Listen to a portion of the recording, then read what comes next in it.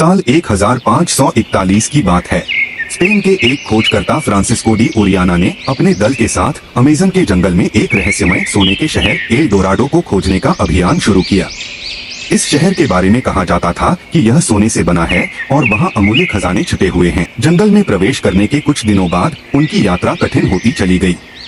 घने जंगल, विषैले कीड़े और खतरनाक जानवरों ने उनके दल को परेशान करना शुरू कर दिया। लेकिन सबसे अजीब बात यह थी कि जैसे जैसे वे आगे बढ़ते गए, उन्हें महसूस हुआ कि वे एक अजीब अनदेखी शक्ति के नियंत्रण में हैं। दल के सदस्य एक एक करके गायब होने लगे। कोई रहस्यमय धुंध में खो जाता तो किसी को जंगल की आवाजें लुभाकर खींच ले जाती। कहते हैं, जब वे लोग नदी के पास आराम कर रहे थे तो उन्होंने अजीबोगरीब आकृतियों को देखा। वे आकृतियां इंसानों जैसी दिखती थीं, लेकिन उनकी आंखें पूरी तरह काली थीं और उनकी त्वचा पेड़ों की छाल जैसी थी।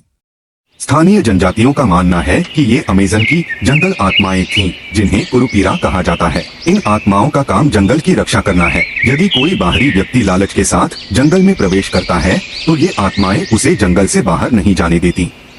फ्रांसिस्को का दल भी इन आत्माओं का शिकार बन गया। वह खुद एकमात्र जीवित व्यक्ति थे जो किसी तरह जंगल से बाहर निकला। लेकिन जब वह बाहर आया तो उसने दावा किया कि वह किसी भूतिया सोने के शहर तक पहुंचा था।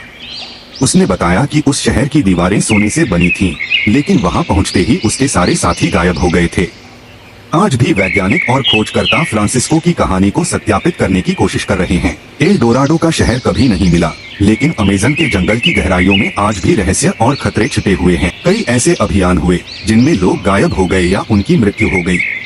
कहते हैं, अमेज़न केवल उन्हीं को स्वीकार करता है जो उसके साथ सम्मान से पेश आते हैं। क्या यह जंगल वास्तव में जादुई है या यह केवल मानव कल्पना की उपज है? यह रहस्य आज भी कायम है। यह लगभग 50 से 70 वर्षों तक जीवित रह सकता है।